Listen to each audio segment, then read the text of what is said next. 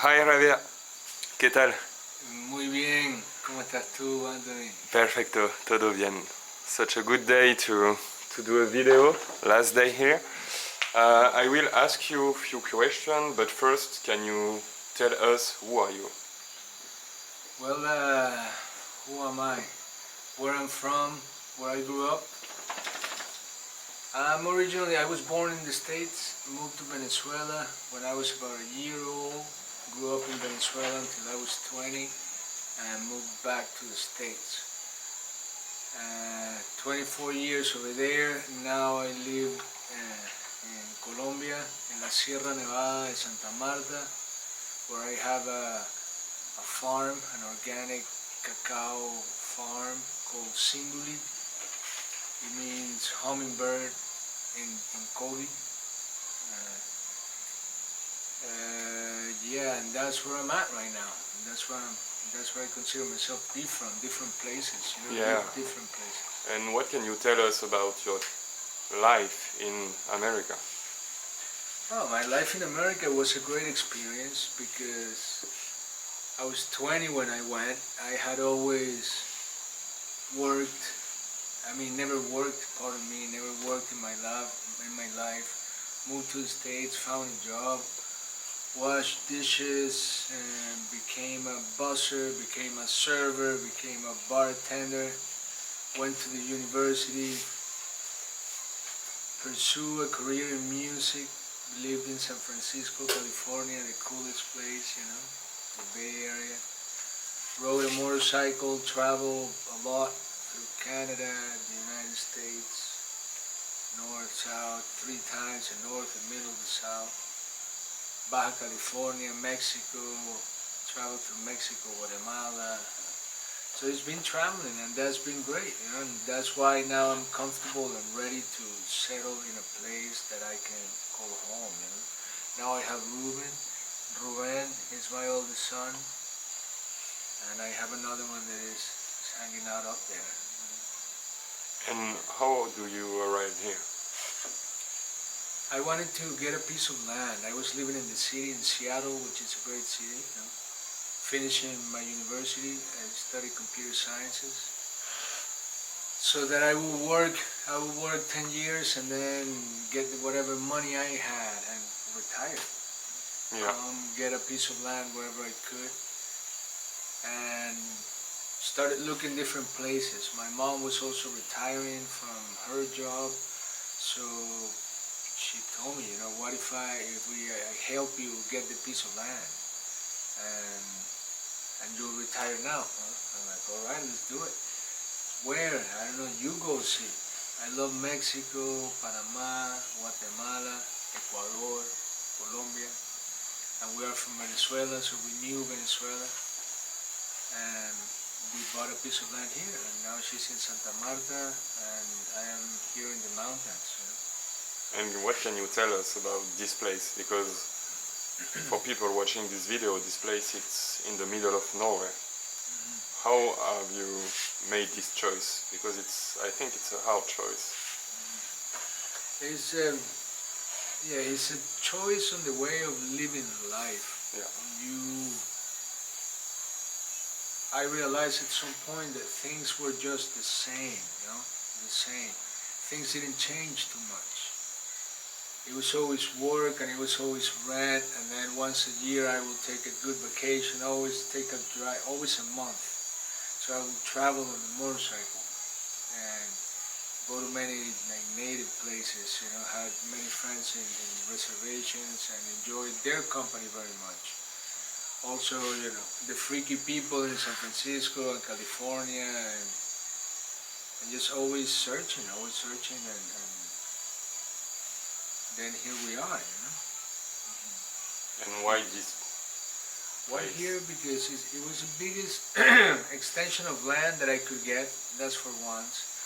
Second, because it had water. Third, because it had native people in the land. There was still a presence of native people in the land. Descendants of the Tairona, there's Arhuaco, Wiwa, Cancuamo, and Kogi. The Kogi being the biggest around this area. Uh, that was also a great thing. And then the river, man, the Buritaca River comes down from the lost city. It's a holy river, and it goes through the land, and beautiful water holes and nature. Nature, like, it was also wanting to find a different sort of peace. In the city, it's busy. It's just busy, and I enjoyed it. I went out, I party, I mean, I did all of it. I traveled, worked, and went to school, and now it's like being here. It's good that I had done all of that, because now I have gathered different opinions and knowledge from many people, and just, yeah. Now I can start forging my own opinions. Before, it was more like the heart when I was younger, or now I'm 47 years old. I'm ready for this sort of living. If I was 25, I don't think I would be here, you know? Yeah. It's just not. But now, yeah, I got my lady, I got my kids. I can invite you guys to stay here and spend some time with us. I have great neighbors in the Sierra. Everybody's helpful, but even here you find the same situation. You know, the neighbor that is too loud, the one that is a little weird, the one that talks too much. It's the same thing in the city, in every job, in every place. A gathering of people, we all have that. But calmer than in the city. Yeah, it's much calmer than the city. We're in this very isolated place in the mountains. I had to open a road that is about 3 kilometers to get here.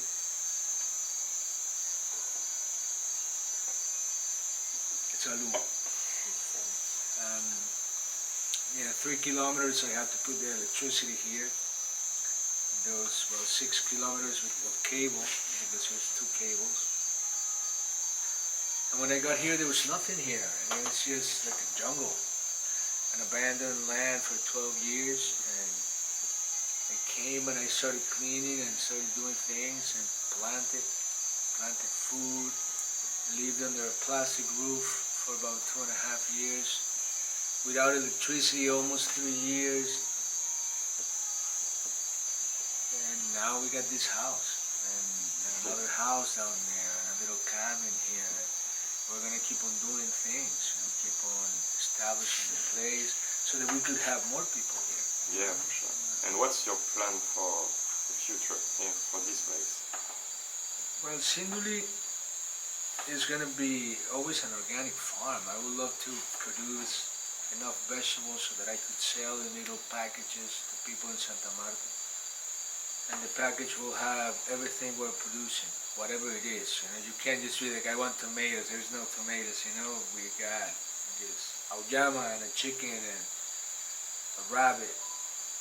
Mushrooms, I want to grow mushrooms. We're going to have fish, you know, soon enough. And then do cacao, chocolate. That's the thing, right? That's why I came here too. You know? Chocolate that grows in this area. It's just, we're blessed to be in this, between 500 and 700 meters over sea level. And between the peaks are 1,500 meters, Pico Bolívar and Pico Cristóbal Colón, and they're only 40 kilometers from the beach, so it's pretty steep. It's pretty steep, but we're in between 500 and 700, ideal in a valley with the river. It rains, and it's like a jungle. Where we're growing our cacao. It's like a jungle. Nice. And what about tourism here? You plan to? Tourism is a thing that I always thought to have people around. That's a good thing. I feel also a responsibility not only to take care of the land, but to share it with the people that might not want to come and see it. So that Ruben sees people from everywhere. Yeah. And Lily, and that people can walk around, go to the river, find peace, or find whatever it is that they're looking for at that moment, or just calm. Read a book, bring your lady, make love, you know. Be here. It's a very peaceful, special place.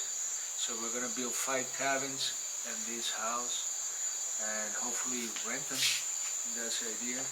Bring tourism up here, organize the land, and start producing money, because if not, we're going bankrupt, you know? Yeah. That's just the way it is.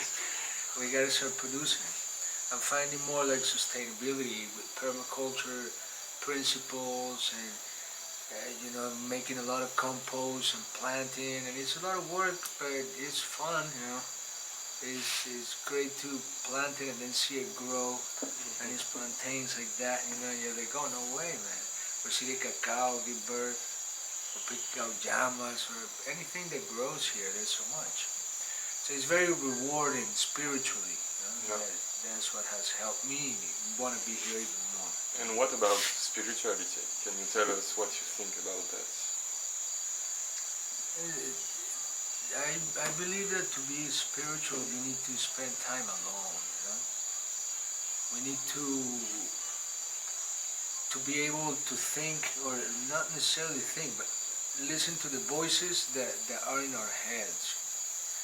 If we're too distracted with the city and the doings of most people, like everybody has to work in some way, then we forget, and we don't hear it. We don't hear that. But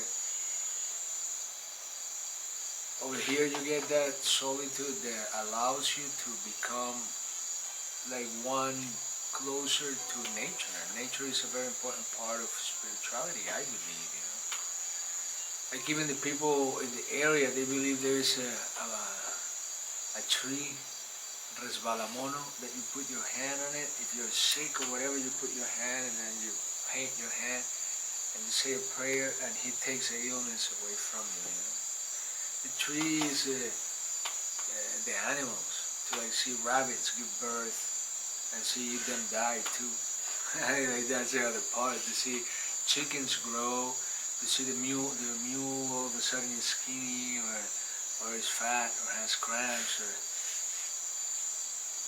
many things to be thinking about so that the land works. And it's only Ruben and I, and you got volunteers that might come and help.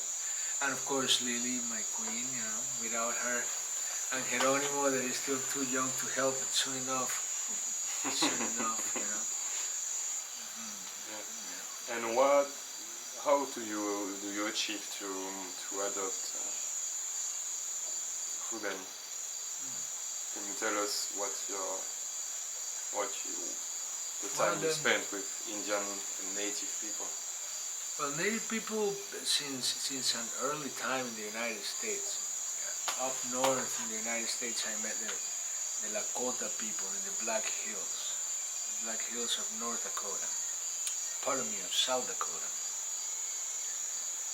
And it's a very powerful place, and very beautiful nature-wise, with roads that are fantastic, and you're going through this part called Needles, and it's these stones, but they're this size, like this square, and they just rise like that, and you're just going to a wild place.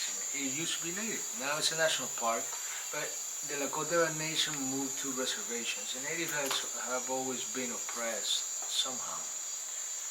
But always, since I went to Lakota, I read a book by this guy called Black Elk, He was a chief and a holy man and a medicine man. And he wrote a book called Black Elk Speaks. Well, he didn't write it, but he told it.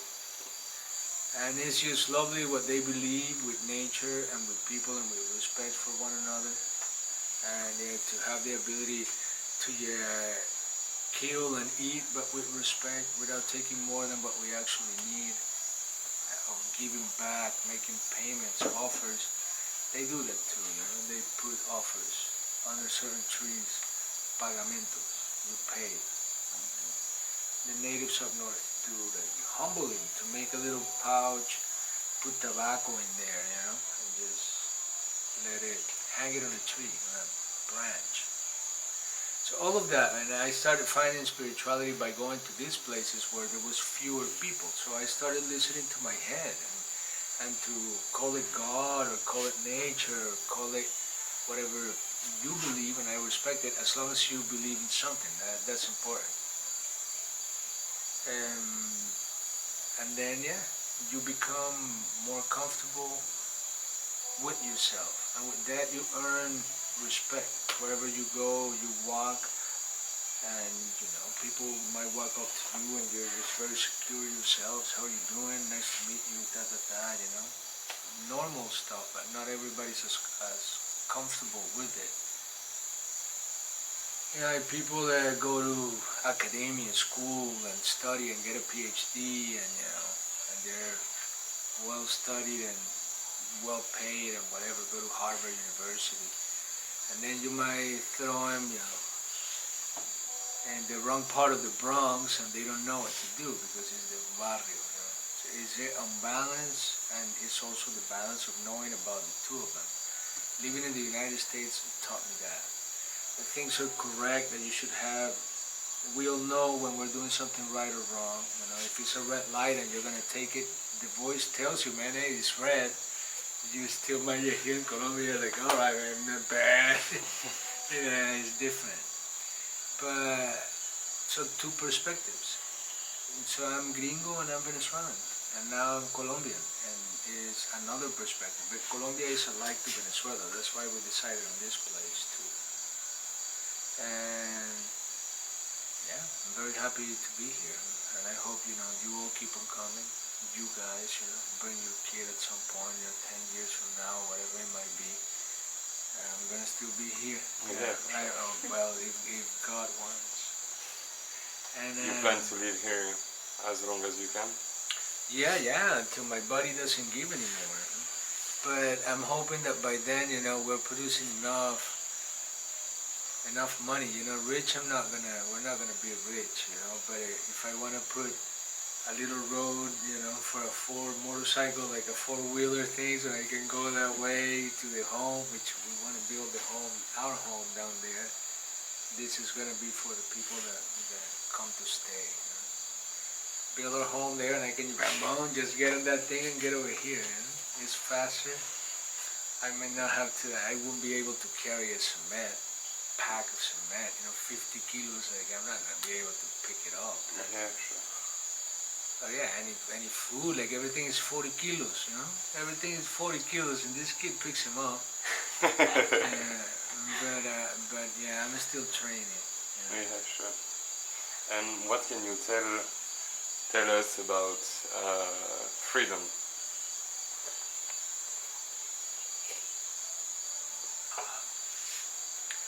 Well, freedom is also a very important thing, because I would say, if you don't have the ability to be open, then you will never earn your respect, And if people don't respect you, you will not find freedom. You're gonna live life like afraid. Maybe afraid is not the word, You're not going afraid through life, but not necessarily secured. Once you earn that respect, and I think it happens to all of us, but at different points in our lives, in our age, it comes with age as well. People will, I don't know, tell you sir, not because you have a white hair or because, they might feel something that, respect to this guy. And they could be good people or they could be bad people, whatever that means, And the ability is to be free within the world, because you're going to find both good and bad. And so by being open, you experience the good and the bad. So you learn what to do and what not to do. We are not wise enough to criticize what anybody is doing, but we can tell that we want to do it or not. Like I don't want that to be that. I don't want to be like that guy. You're never gonna do it, but you might want to be like, oh, that cat taught me something. So that's when you really learn. In those moments of freedom, when you're free, is when your spirit can shake, and you can then realize that you have to look within. reading also helps. Reading certain people like Rilke, and so many people that open up ability to dream, Gabriel Garcia Marquez, or people that make you think, Plato. This reading has also helped a lot, but traveling and interacting with people, that's what's helped. I read with all sorts of people and have the ability to still feel that same respect. It can be from a homeless guy, or it can be from, the boss of the company, whatever it might be. Even if you're my boss, I talk to you with respect, and you cannot you own it. So that, within that, then you start feeling free, and you start feeling that you truly are accomplishing everything that you want to accomplish. And once you keep on doing that, then you're freer, because you remind yourself that you're doing what you want to do.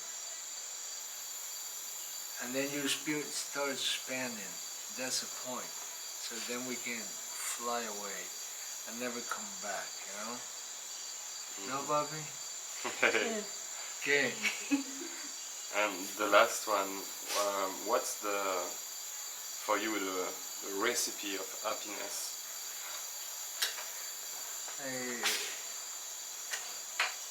Happiness is something that we cannot really pursue. I think that happiness, we have it inside or we don't have it inside. I mean, I'll go as far as to say that we all have it inside. The thing is that sometimes it stops. We forget that is in there. But happiness is feeling content, but not content in a ways of being satisfied. You can only eat rice and beans. Oh no, thank God, I got rice and beans, but it's not that you want to eat a lobster, but I do want to eat some meat from time to time, So you gotta find what it is that makes you feel comfortable and well deserved by the work that you do, So you'll start really sharing and not worrying about what anybody might say too much. You know that you are showing yourself, not to the world, but to yourself, that you are doing it. And that's when people will really see it.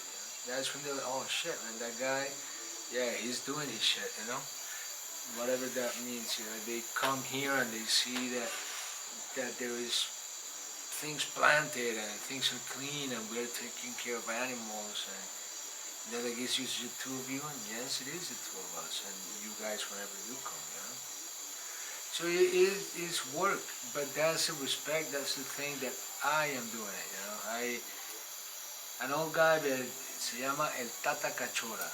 Tata is like a mama, but he is in Mexico, in the border. When I live in San Diego is very close to Tijuana. But he had gatherings, like of people in the equinox and the solstice. He always had people on his land, lots of people. But what he taught me was that like death is here our whole lives, right here, and yours is there too, and yours is over here. He doesn't like it, he doesn't like it. But it's there. Someday it will tap us here, and there we will fall, and that's when we'll be done. Our spirit will go to a place of predilection, which is hopefully a place that we found while we were living. And that's why traveling is very important, because that place could be anywhere, anywhere in the world. Like maybe a place I haven't been, but we haven't been. I found mine. I like to leave, but you guys. And then that's where the spirit will go, and there it will do its last dance. The death will sit and watch. She cannot do anything. Death is a she. I mean nothing by that. That's how they taught me. And then she will send it, and you will fly to the moon and come back or you will go to the sun and never come back. So to get to the sun, you need to have good wings.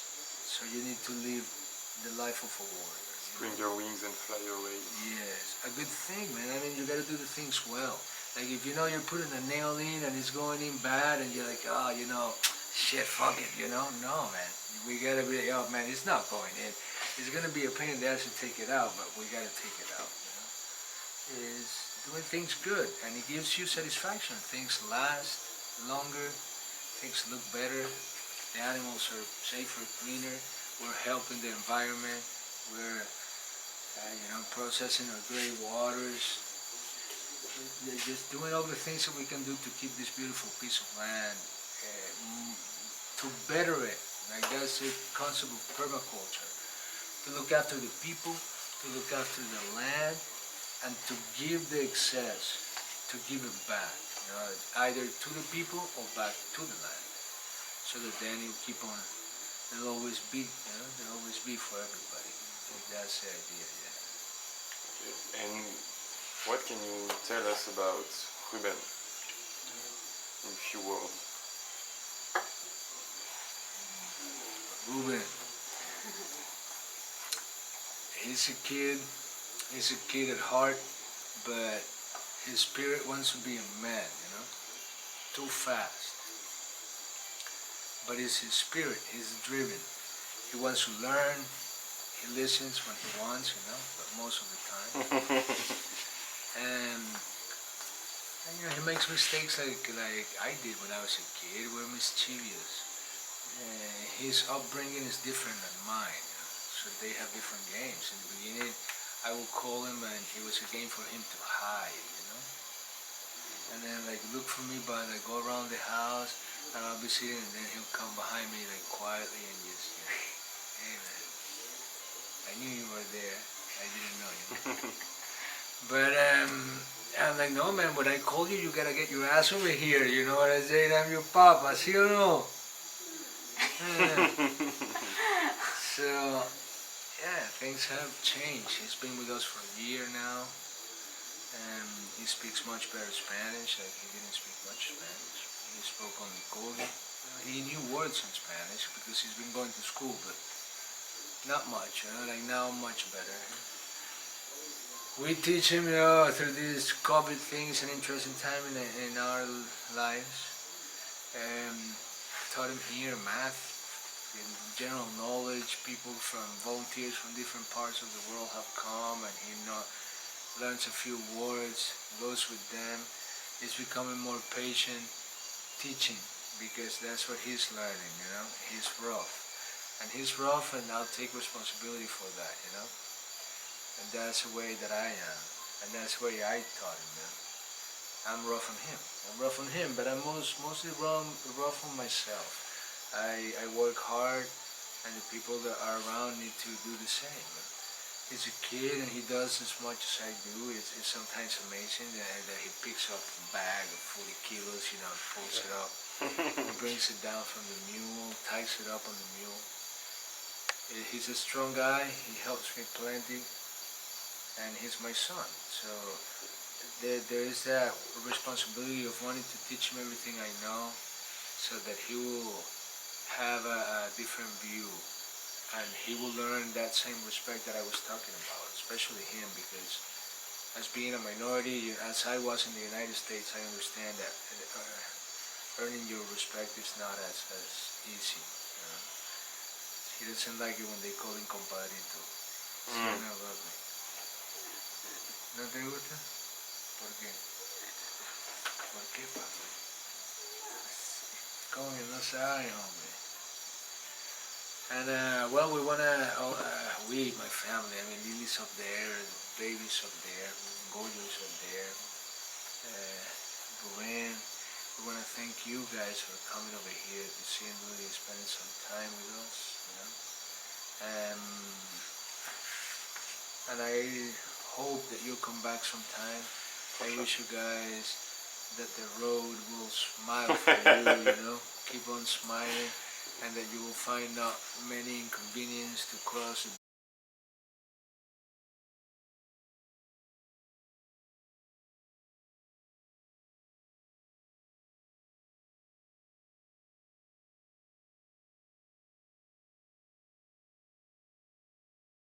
Yeah. Hijo, papi, ¿tú por qué tomas tanta cerveza? If you want to just add some things to end with this video. To have with you.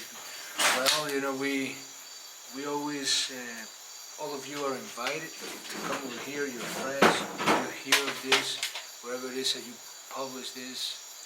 And we're always wanting to share this place with all of you. We hope to keep on growing without disturbing this wonderful place, to keep on building the things that we need so that we can make chocolate and hopefully export it. We have cacao porcelana, which is a very exclusive kind of cacao in the world. And we're going to keep on growing family-wise as well. I hope to have many kids because my lady gives them to me. Yeah. Let's see, no, I'm kidding. But, yeah, no, I do. But anyway, come, share with us. Come and support what we're doing over here. Come and lend a hand. If you want to do work away, you can find us on the internet, www.cinduli, CINDULI. It means hummingbird in Kogi, and .com. And then check it out and see, write us something. You know, if you have been here, publish pictures, send them to us, so that then we can also have them here and show them people. And thanks for being here. And I look forward to many more people coming over and sharing with us. Yeah, sure. All right, safe trip. Thank you so much. Thanks for your lights, man. Thank you for everything. And muchas gracias, Rubén. Rubén, venga y despídase, hombre, apúrese. Dice que te quiero. Dígale, Te quiero en francés. dígale a la gente en Francia, dígale, papi. Je t'aime. Ah, si. Nous aussi, on t'aime. Grande, grande. Mucho gusto.